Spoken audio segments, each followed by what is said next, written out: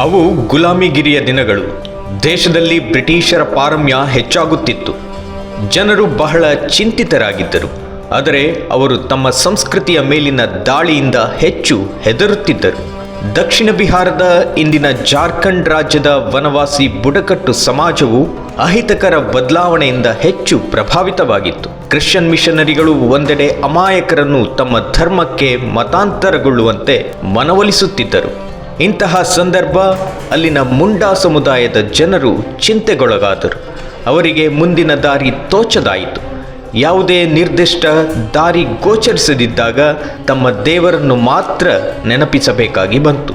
ಮುಂಡಾ ಸಮುದಾಯದ ಹಿರಿಯ ಮುಖಂಡರೊಬ್ಬರು ಜನರಿಗೆ ಹೀಗೆ ಸಾಂತ್ವನ ಹೇಳುತ್ತಿದ್ದರು. ಪ್ರತಿ ಯುಗದಲ್ಲೂ ದೇವರು ಭಕ್ತರನ್ನು ರಕ್ಷಿಸಲು ಬರುತ್ತಾನೆ.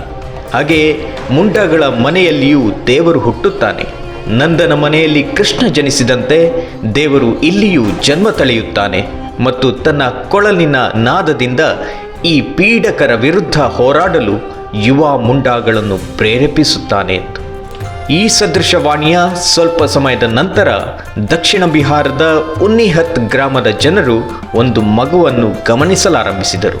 ಆ ಮಗು ತನ್ನ ಗೆಳೆಯರೊಂದಿಗೆ ಕಾಡಿನಲ್ಲಿ ಕುರಿ ಮೇಕೆ ಮೇಯಿಸುತ್ತಿದ್ದು ಕೊಳಲು ಬಾರಿಸುತ್ತಾ ಎಲ್ಲರನ್ನೂ ಆಕರ್ಷಿಸುತ್ತಿತ್ತು. ಮುಂಡಾ ಜಾತಿಯಲ್ಲಿ ಹುಟ್ಟಬೇಕಾದ ದೇವರು ಆ ಮಗುವೇ ಎಂದು ಎಲ್ಲರೂ ಭಾವಿಸಿದರು.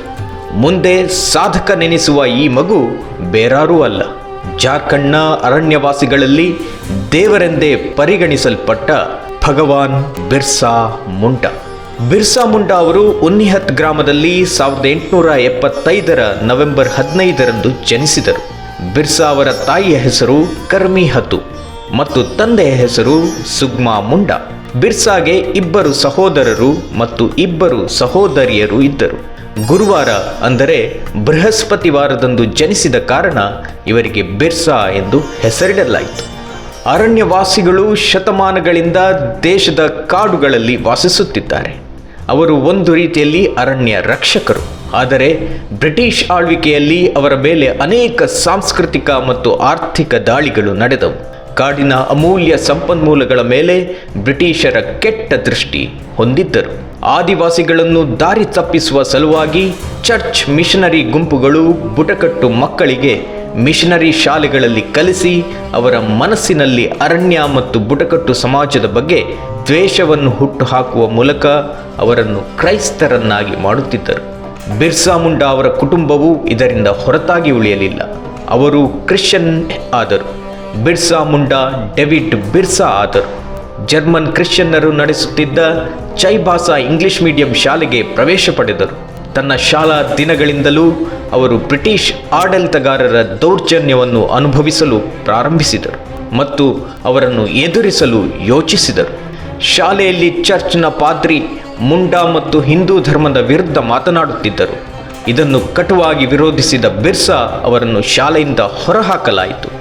ಬಹಿಷ್ಕಾರದ ನಂತರ ತಮ್ಮ ಗ್ರಾಮಕ್ಕೆ ತಲುಪಿದ ಬಿರ್ಸಾ ಅವರಿಗೆ ಭವ್ಯ ಸ್ವಾಗತ ದೊರಕಿತು.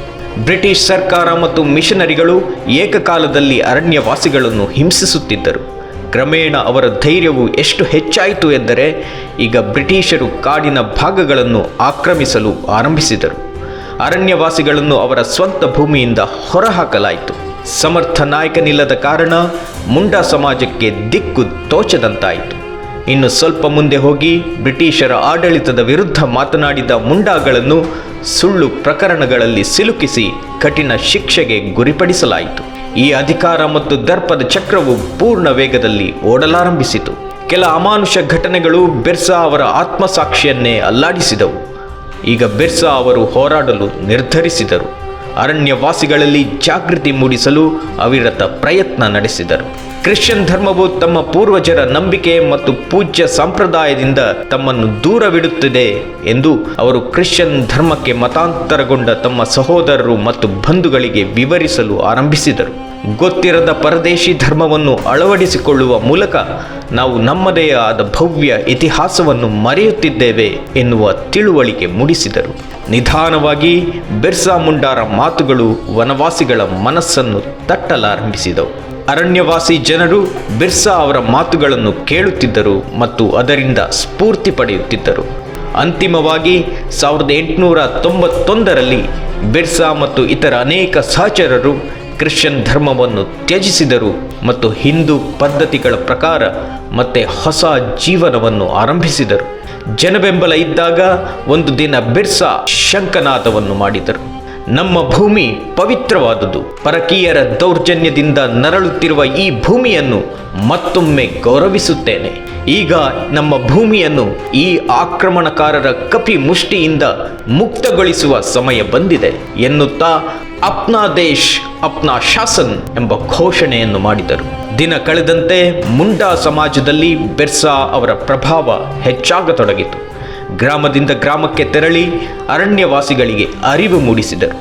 ಮಿಷನರಿಗಳು ಮತ್ತು ಬ್ರಿಟಿಷರು ಒಂದೇ ಮತ್ತು ನಮ್ಮೆಲ್ಲರ ಶತ್ರುಗಳು ಎಂದು ಅವರು ವಿವರಿಸಲು ಆರಂಭಿಸಿದರು. ಇದು ಬ್ರಿಟಿಷರ ಆಡಳಿತಕ್ಕೆ ನೇರ ಸವಾಲಾಗಿತ್ತು. ಆದಿವಾಸಿಗಳು ಅಂತಿಮವಾಗಿ ಒಂದು ದಿನ ಬ್ರಿಟಿಷ್ ಸರ್ಕಾರ ಮತ್ತು ಜಮೀನ್ದಾರರಿಗೆ ಬಾಡಿಗೆ ನೀಡಲು ನಿರಾಕರಿಸುವ ಮೂಲಕ ಸೆಡ್ ಹೊಡೆದರು. ಬಿರ್ಸಾನ ಅನುಯಾಯಿಗಳು ಬಿರ್ಸೈಟ್ಸ್ ಎಂದು ಕರೆಯಲ್ಪಟ್ಟರು. ಅವರ ಸಂಖ್ಯೆ ದಿನದಿಂದ ದಿನಕ್ಕೆ ಹೆಚ್ಚಾಗತೊಡಗಿತು. ಇದರಿಂದ ಬ್ರಿಟಿಷ್ ಆಡಳಿತ ಚಿಂತಾಕ್ರಾಂತವಾಯಿತು.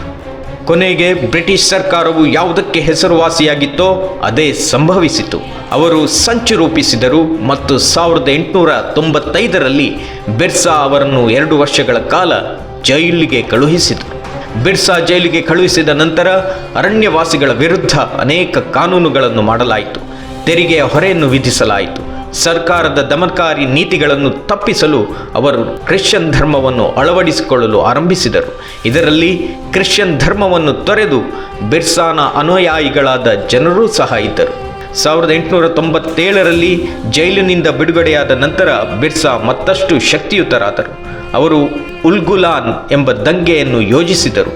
ಈ ಯೋಜನೆಗೆ ಕಾಡಿನಿಂದ ಕಾಡಿಗೆ ತೆರಳಿ ವನವಾಸಿಗಳನ್ನು ಸಂಘಟಿಸಲಾಯಿತು.